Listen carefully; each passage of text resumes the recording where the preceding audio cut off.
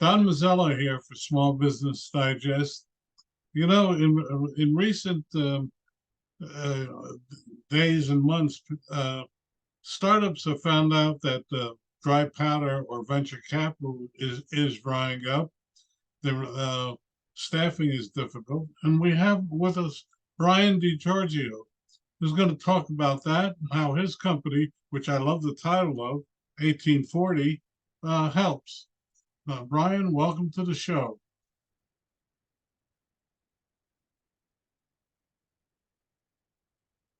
And there you go, Bryan. I've readmitted you.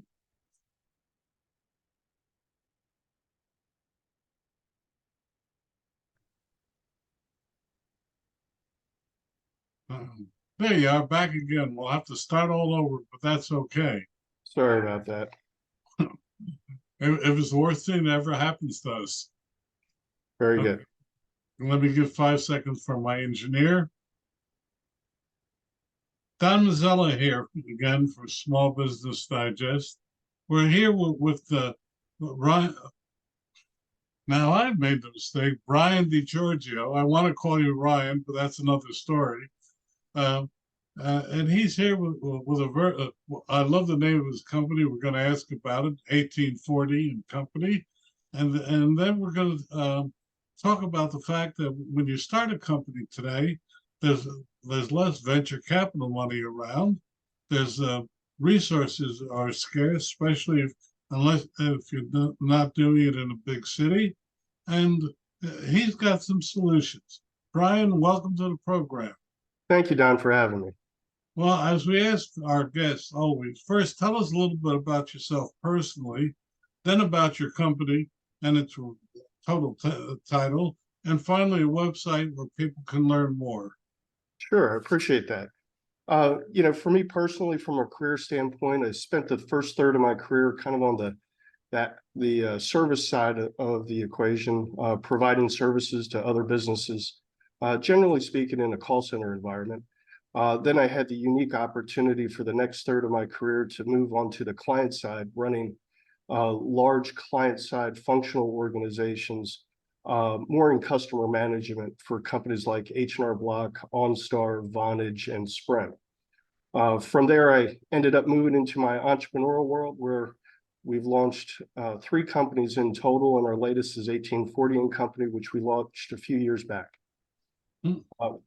From a name standpoint, which is interesting, our name 1840 and Company came from looking at the difference between, or kind of the midpoint between, the first industrial revolution and the second.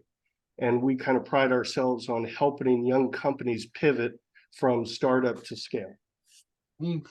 Okay, having said that, your PR people talked to me and said, there's a problem and you have a solution. What's the problem and what's the solution?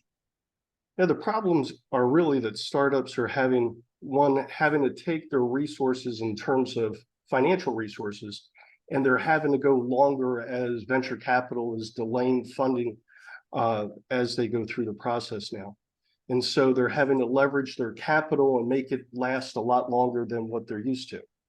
And that, combined with some local scarcity in resource, where younger companies are having a harder time finding skilled resources locally to them. They're having to look outside of the city or state that they reside in. And so they're coming to us looking for a global solution. And a global solution can mean, just that. We help provide resources both domestically and locally to global resources that might be nearshore or offshore to augment whatever they're doing. So generally speaking, people come to us when they're needing to add resource, but they're just having trouble finding local resource, or they're looking for independent contractors because they're not looking to commit to potentially a long-term employment agreement with an individual. Well, let's stop there. Let's break down into something. First, I want to say onshore and nearshore. What do you mean? Well, we provide global resources. So if someone wants they're looking for a US developer. We source, contract, and compensate a US developer. If someone's asking to hire some people remotely that are not domestic, we provide resources from anywhere from Mexico and Argentina to South Africa and the Philippines. It really just depends on what skills specifically an entrepreneur is looking for. And then we go and source those skills and provide those talents. Well, we're not only talking IT, we're talking other skills as well. Am I Correct. right? Correct. We provide the gamut of skills. We can provide everything from a call center agent to an inbound or outbound business development person to back office to finance professionals to marketing professionals to front end app developers. Well, can we back up a little? What type of a person wants a gig rather than a full-time job? Well, that's kind of interesting. Most of our work tends to be full-time and a bit of a longer term. It just ends up being a little bit more flexible in nature. So, we don't necessarily compete with companies like, Upwork or Fiverr that, will do work for 2 hours and then that's it. Generally speaking, there's a bit of a longer engagement, although still flexible in nature for both parties. We tend to compensate a bit higher for that to the individual, but it provides that flexibility to the entrepreneur to be able to pivot and make changes as they go through and don't have necessarily the same commitment as if you were to hire an employee and have that on your books. That tends to, when you hire an employee, you look at that really more of a fixed cost because that's a long-term relationship that you're looking to commit to. Well, let's back up. In Silicon Valley and other places, the appeal of a startup was the fact that you might end up with some stock that 1 in 100 chance will go public. Mm-hmm. It seems to me, if I'm reading the tea leaves correctly, that sort of entrepreneurship is dying out in a lot of places. Am I right, or am I just? No, I think you're correct. I mean, certainly there's high expense when you're just located in Silicon Valley. We can provide the same great resources that people have historically seen in Silicon Valley remotely. And remotely doesn't necessarily mean globally. Remotely can simply be in, providing that resource from Kansas or Tennessee versus from, California. Well, it's a lot cheaper to live in Tennessee than California. It is. And frankly, those individuals can still command a fairly similar rate structure that they would have in California. So what we've seen is actually compensation for individuals remotely is actually increasing. So there's parity that's coming between tier 1 cities and tier 2 and tier 3 cities because with remote work, it just doesn't matter, but you still have a competitive pool for talent. It's just not geographically bound. But a dollar will go further in Tennessee than it will in New York City. Absolutely. So it's an interesting dynamic. But let's turn it around for a second. Sure. I get a lot of emails from consultants that want to talk about how you deal with remote workers. But it seems to me that there's a lot of entrepreneurs that don't want to deal remotely, that want to have the people close by. Nothing else to holler at them. Well, the irony with that is as we were looking to pivot with our company in 2019, I actually interviewed some entrepreneurial friends that I had. And frankly, the whole idea of remote work, global work, just anything that wasn't necessarily in a facility directly across from them was just taboo. It was the wrong decision, the wrong way that they were going to go about it. And had me rethinking actually our business as we were going. But I looked at everything that I had done in my past, whether that be globalization, whether that be in working remotely. And honestly, we continued down the path of what we were doing and looking at a global remote force targeting entrepreneurs. And then the pandemic hit. And then entrepreneurs and everyone, frankly, was forced to reevaluate how they were working conditions and things of that nature. And what companies, especially entrepreneurs, started to see was actually work can be done remotely. I don't need to necessarily have all of that fixed infrastructure and go out and lease the facility and buy the computers and all these things that I can leverage, independent contractors nationwide and or globally, and have more flexibility and a lower cost structure because I no longer have the facility to bear. One of the largest recent companies in growth on a SaaS company is a company called Deal. Deal has grown to be now worth $12 billion. They're a 100% remote organization. Yet Google requires now that every one of its employees be on site at least 3 days a week. My next door's neighbor's daughter has to commute from Miami to New York every week to fulfill the thing. It's an interesting dynamic. If you talk to some people, they say that back to the office is the key. Right. If you talk to people like you, say somewhere, I'm sure there's a happy medium. We haven't reached it yet. Yeah, I think, certainly if you're working remote, you have to include other dynamics. Video into the dialogue is important. We've put out an intranet site that helps link everyone globally together. So there's additional things that you need to do to really create the dynamics and create the relationship that you otherwise would in an office. But there are significantly more opportunities, we believe, for a global remote workforce than requiring everyone to be localized to a facility. Before we go further, your website again and how people can reach you?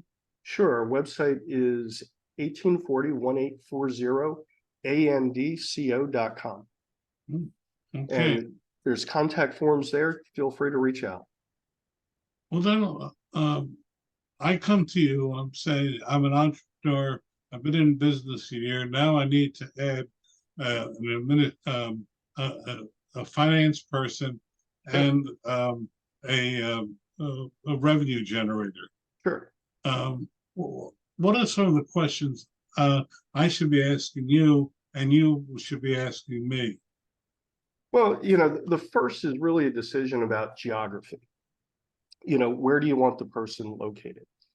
For us, we're agnostic. We're indifferent to geography. It's really about what you want as a company owner, as an entrepreneur.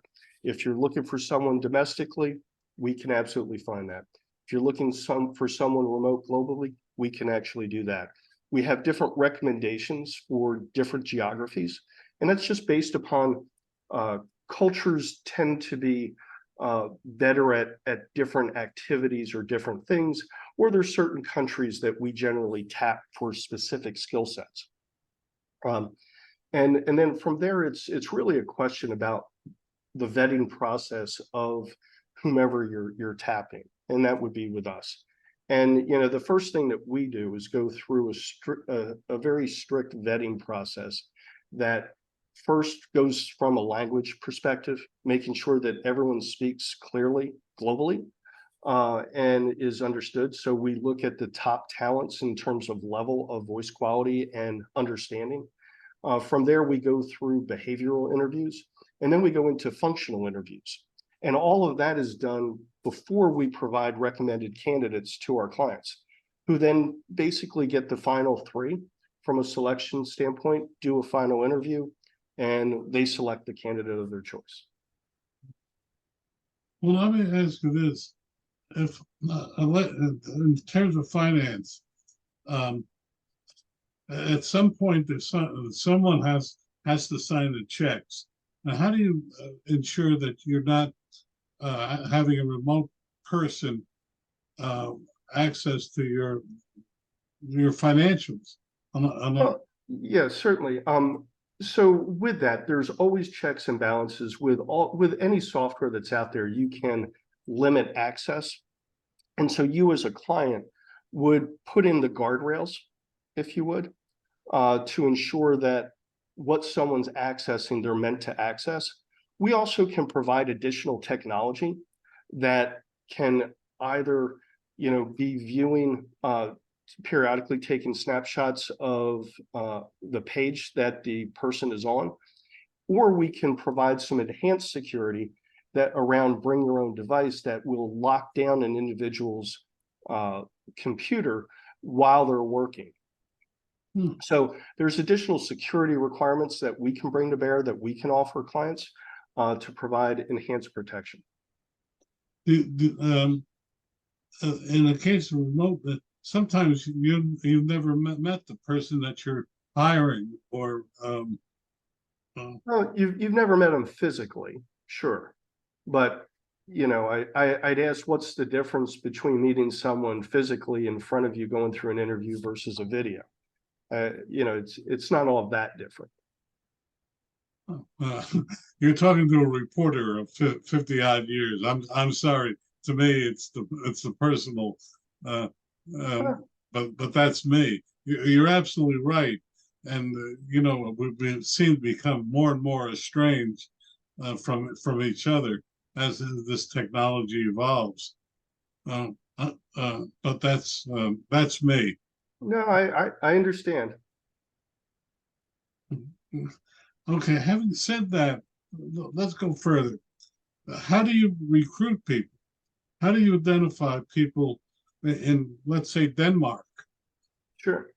Yeah, so with leveraging our platform, we post jobs similar to other people. We're actually developing our own technology to enhance that. But we'll post on various job boards in various countries to solicit candidates. We generally receive a large number of candidates as we spread things out globally. And we target multiple countries typically, and or multiple states to identify people. So as we post for positions and posting remote and posting in broader geographies, we generally get a large selection of qualified candidates that we go through to get to the top, say, 5% of candidates that we then provide for final interview to our clients. You have a lot of American expatriates that apply. We get some. I haven't necessarily have seen a large amount yet. And I think some of that tends to be that historically, some of those individuals actually have locally been able to command a higher rate than when we offer things globally. Hmm. Well, looking ahead, what do you see some of the trends over the next 6 months and 2 years? Well, we certainly see the trend in remote staffing, and really that's about global remote staffing. And I say global to stress it just a little bit because in the U.S., when you reach near full employment, it really makes it hard to actually find individuals, and it makes you have to spread the pool out a little bit further to actually find qualified candidates at certain levels of what you're doing. And that doesn't mean all jobs, just some jobs. But certainly globalization of a remote workforce. The work from home model we see continuing to rise. In particular, with some of the people that we source in emerging markets. Think about it this way: in emerging markets, those individuals historically have had to commute an hour to an hour and a half to get to work each way. And by now enabling them to work remotely, we're giving individuals globally 2 to 3 hours back a day in their personal lives. We see the view of upskilling resources as new technology comes about with AI, machine learning, things of that nature. We see over the next few years, at least 75% of the workforce requiring to be upskilled of some nature. And then just diversity and inclusion is, continues to be a focus for all companies in making sure that they have a complete diversified workforce, which frankly allows them to gain additional insights from different cultures, different genders, et cetera, that just help promote a better business model. Well, in a recent Wall Street Journal article, they said that companies such as Walmart were starting to reduce their starting pay for new workers because the hot market seems to have cooled. Are you seeing that at all? We have not. We have not seen a reduction in compensation. Frankly, we've just seen increases in compensation. Hmm. Well, And as I mentioned, just as a point with that, from a remote workforce, what we've seen is the normalization of pay rates in tier 2 and tier 3 cities to that of tier 1 cities, as I mentioned earlier. well, we just your website again for people who are interested. Yeah, our website is 1840ANDCO, so 1840andco.com. Okay. We have just about a minute left. What would you like to leave our audience with? Yeah, I think, just understanding we have two operating models that we offer. We offer a traditional outsourcing model, which is a managed service where we provide not just the people that do the work, but the management and the oversight of those individuals. And then secondly, we provide a vetted freelance model, which those are individuals that report and directly work for our clients. And we provide one invoice on a monthly basis. So we source, contract, and compensate those individuals, removing all of that hassle from our clients. Well, on that note, Bryan DiGiorgio, we say thank you for a very illuminating time. Thank you. Great. Thank you, Don. Thanks for having us.